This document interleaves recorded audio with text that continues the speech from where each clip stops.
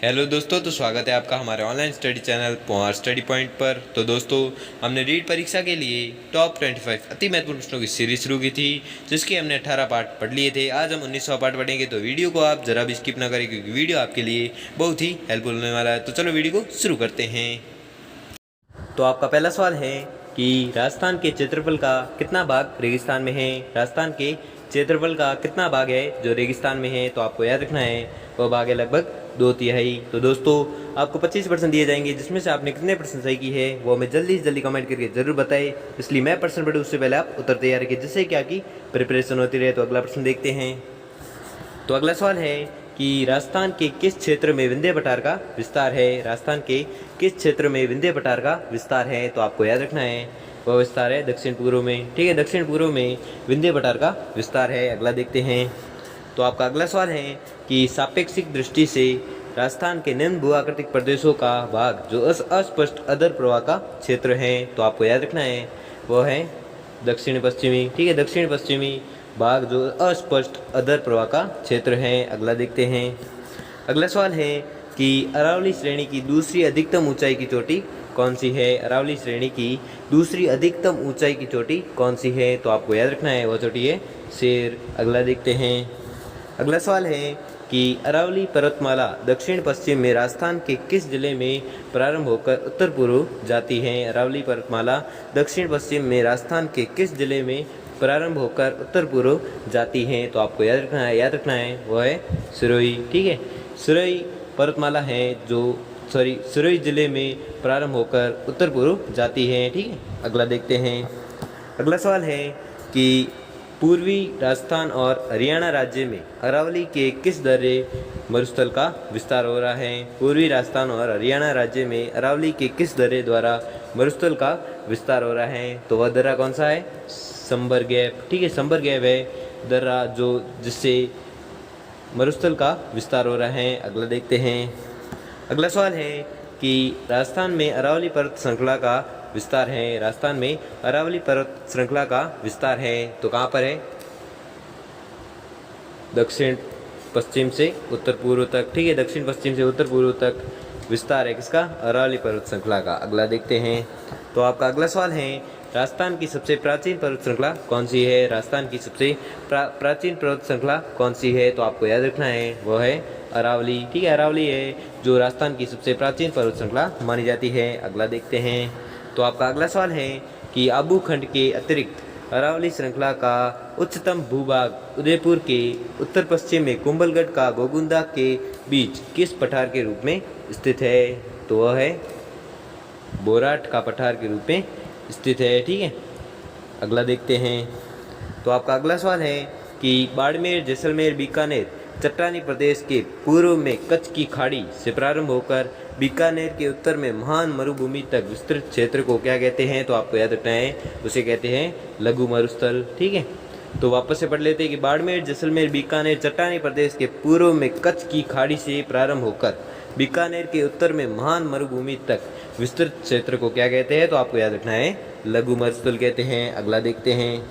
तो आपका अगला सवाल है कि मध्य अरावली क्षेत्र श्रेणी के अंतर्गत कौन कौन सी पहाड़ियाँ आती हैं। मध्य अरावली श्रेणी के अंतर्गत कौन कौन सी पहाड़ियाँ आती हैं, तो आपको याद रखना है वह आती हैं शेखावटी निम्न पहाड़ियाँ व मारवाड़ पहाड़ियाँ। ठीक है, शेखावटी निम्न पहाड़ियाँ व मारवाड़ पहाड़ियाँ हैं जो मध्य अरावली श्रेणी के अंतर्गत आती हैं। अगला देखते हैं।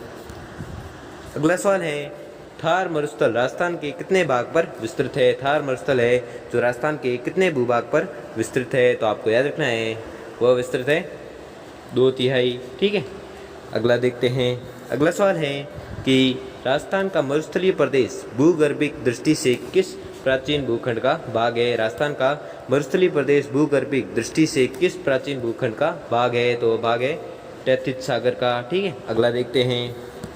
अगला सवाल है भौगोलिक दशाओं के आधार पर राजस्थान को कितने भागों में बांटा जा सकता है। भौगोलिक दशाओं के आधार पर राजस्थान को कितने भागों में बांटा जा सकता है, तो राजस्थान को बांटा जा सकता है 4 भागों में। अगला देखते हैं। अगला सवाल है कि राजस्थान की उत्तर से दक्षिण की लंबाई है। राजस्थान की उत्तर से दक्षिण की लंबाई है तो कितनी है, 826 किलोमीटर। अगला देखते हैं। अगला सवाल है राजस्थान का क्षेत्रफल देश के कुल भौगोलिक क्षेत्रफल का कितना प्रतिशत है? राजस्थान का क्षेत्रफल है जो देश के कुल भौगोलिक क्षेत्रफल का कितना प्रतिशत है, तो आपको याद रखना है वह है 10.41%। अगला देखते हैं। तो आपका अगला सवाल है राजस्थान का भौगोलिक क्षेत्रफल कितना है? राजस्थान का भौगोलिक क्षेत्रफल है जो कितना है, तो आपको याद रखना है 3,42,239 वर्ग किलोमीटर। ठीक है, 3,42,239 वर्ग किलोमीटर है जो राजस्थान का भौगोलिक क्षेत्रफल है। अगला देखते हैं। तो अगला सवाल है कि कौन सा जिला अत्यधिक दूर होने के कारण राजपूत मराठा आतंक से बचे रहे? ठीक है, कौन सा जिला है जो अत्यधिक दूर होने के कारण राजपूत मराठा आतंक से बचे रहे? तो वह जिले हैं ए और बी दोनों, यानी जैसलमेर और बीकानेर। ठीक है, अगला देखते हैं। अगला सवाल है कि हुरडा सम्मेलन का नेतृत्व किसने किया? हुरडा सम्मेलन का नेतृत्व है जो किसने किया था, तो आपको याद रखना है यह किया था मेवाड़ नरेश जगत सिंह ने। ठीक है, मेवाड़ नरेश जगत सिंह ने हुरडा सम्मेलन का नेतृत्व किया था। अगला देखते हैं। अगला सवाल है कि 17 जुलाई 1734 ईस्वी को मेवाड़ के एक कस्बे हुरडा में हुए सम्मेलन का उद्देश्य था, तो उद्देश्य क्या था, तो आपको याद रखना है उद्देश्य था राजस्थान की भूमि से मराठों की घुसपैठ व आतंकवाद को समाप्त करना। ठीक है, राजस्थान की भूमि से मराठों की घुसपैठ व आतंक को समाप्त करना था। ठीक है, किस सम्मेलन का उद्देश्य था, तो हुरडा सम्मेलन का उद्देश्य था। यह कब हुआ था? 17 जुलाई 1734 ईस्वी को। अगला देखते हैं। अगला सवाल है कि सर्वप्रथम मराठों का प्रवेश राजपूताना के किस राज्य में हुआ? ठीक है, सर्वप्रथम मराठों का प्रवेश है जो राजपूताना के किस राज्य में हुआ, तो आपको याद रखना है वह हुआ था कोटा में। ठीक है, किसका प्रवेश, तो मराठों का प्रवेश सर्वप्रथम कहाँ से हुआ था, तो कोटा से। अगला देखते हैं। अगला सवाल है राजपूतों के नगरों और प्रसादों का निर्माण पहाड़ियों में हुआ क्योंकि? राजपूतों के नगरों और प्रसादों का निर्माण पहाड़ियों में हुआ क्योंकि वहाँ शत्रुओं के विरुद्ध प्राकृतिक सुरक्षा के साधन थे। क्योंकि वहाँ शत्रुओं के विरुद्ध प्राकृतिक सुरक्षा के साधन थे, इसलिए राजपूतों के नगर और प्रसाद कहाँ पर होते थे? पहाड़ियों में। ठीक है, अगला देखते हैं। अगला सवाल है कि राणा प्रताप के वफादार घोड़े का नाम क्या था? राणा प्रताप के वफादार घोड़े का नाम क्या था, तो आपको याद रखना है उनके घोड़े का नाम था चेतक। ठीक है, अगला देखते हैं। अगला सवाल है कि किसने हल्दी घाटी के युद्ध को मेवाड़ के इतिहास की थर्मोपली कहा? किसने हल्दी घाटी के युद्ध को मेवाड़ के इतिहास की थर्मोपली कहा, तो आपको याद रखना है यह कहा था कर्नल जेम्स टॉड ने। अगला देखते हैं। तो आपका अगला और अंतिम सवाल है कि राजस्थान का भीष्म कहा जाता है। राजस्थान का भीष्म कहा जाता है, तो किसे कहा जाता है? कुंवर चूड़ा को। ठीक है, ये मैंने बहुत बार पूछा है। जो क्या है कि जो बार बार रिपीट हो रहे हैं ना, वो very very most important question है, इसलिए उनको तो पढ़ना ही, इसलिए मैं 2-3 बार पूछ रहा हूँ। ठीक है, रिपीट कर रहा हूँ प्रश्न को। ठीक है, तो ये भी प्रश्न बहुत मोस्ट इंपॉर्टेंट कि राजस्थान का भीष्म कहा जाता है, तो आपको याद रखना है कुंवर चूड़ा को। दोस्तों, आपने 25 में से कितने प्रश्न सही की है वो हमें जल्दी से जल्दी कमेंट करके ज़रूर बताएं। और अगर आपको वीडियो अच्छा लगा हो या आपके लिए थोड़ा सा भी हेल्पफुल साबित हुआ तो वीडियो को लाइक और चैनल को सब्सक्राइब करें। धन्यवाद।